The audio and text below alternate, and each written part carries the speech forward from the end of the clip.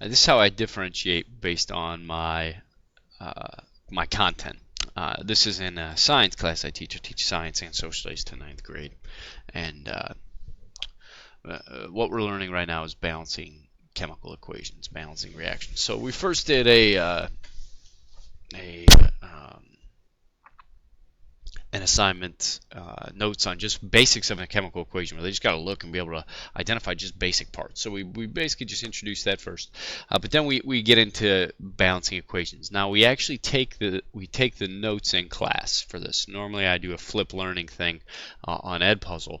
Once again, I did that just to understand the basics, and we did various things with that. But then I did actually the notes in class, and then we used whiteboards. So I kind of walked them through the process, how to balance an equation, what we're trying to do. I'm like, it's like a math problem. You got to make sure both sides are equal.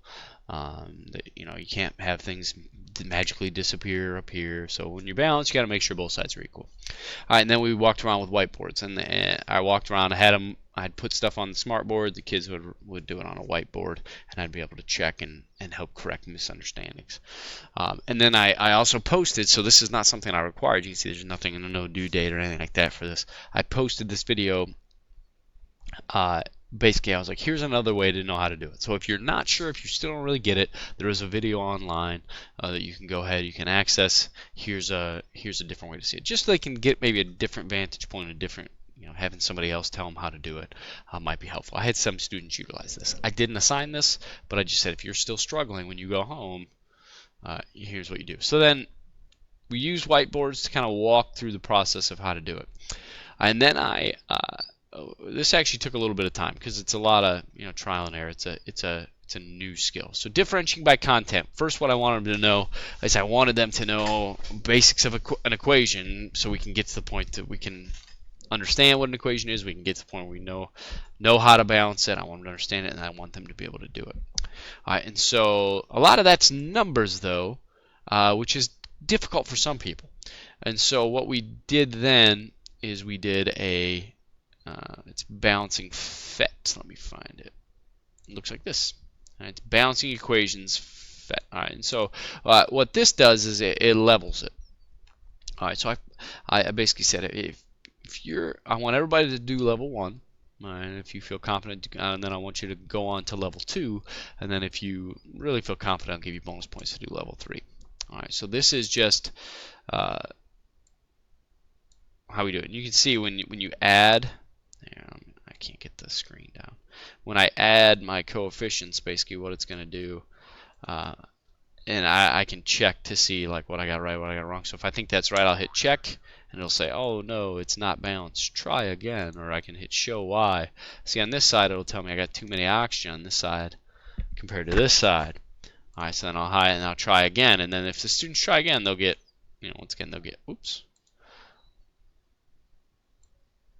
they'll submit a screenshot at the end. It'll show me how well they did, how they didn't. But you can see it's a lot easier. Instead of just looking at the numbers, it does give you a visual. On this side, I've got 1 white ball. Over here, I've got 1 white. On this side, I've got 2. But on this side, I've got 3. All right, so it gives that visual component, because what we work on with the balancing part on the whiteboards is we're dealing just with the numbers. Right? There's no manipulatives, and so some of the students struggled with that concept, and so I wanted to introduce using a more visual aid. And so if I'm like, well, if I put a 2 there, what's happened? Well, now I have 4 of these. Well, how can I get 4 over here? What do I have to do? Well, now I got 2 white and only 1 white. All right, so it just basically gets them to think through it, and they get it right, they get happy, so they can get that immediate feedback as to what they got wrong, what's wrong with it, how they can fix it, and then they can always, once again, get it right, work until they get it right. And same thing. So these are the level 1. All right, so this is how this can be tiered with level 1. And then I have them obviously do level 2 once they're done with that. Once they've done level 1. And so that's one way I do it. And then I also give them, so that helps with the visual component, so it gives them a little visual aid with it in addition to the whiteboards. And then I'll give them just a quiz over. I'll just give them a quiz on Schoology. Well, they'll answer questions. And then students that it's just more like a quick check, I should say. And then students after that gives me information on who struggles, who gets it, who doesn't, and then I go back and then I assign this. So I'm like, okay, you need a little bit more practice. So I'm going to have you do the beginner. I'll say you get beginners. You can choose however many you need because we need to get a little better at it. Alright, so the beginners are a little bit easier. You can see some of it is already done for you. So you just got to go back and you got to fix just one of them. Alright, and then the intermediate is obviously a little bit more difficult. If students are really good at it and they're like, this is boring, I give them the advanced. That's a tough one. And then I give them the option if they want to go back down to intermediate. And they go through and they'll balance those. And these are nice too because they'll give you feedback what you got right, what you got wrong. And then I just have the kids submit a screenshot of how many times it took them of what the final answer. It'll give me a printout of how many times it took them, what the final answer was, and then go from there. And so this is just a way, once again, just to practice balancing using online tools. So I use this is a Jefferson Lab tool. The other one is PhET. It's Colorado PhET. If you're a science teacher and you do physics, PhET is awesome, or chemistry. PhET is a great website to use. It's free. Works most of the time. It works well with iPads and stuff. But that's how I differentiate. So I'll use PhET.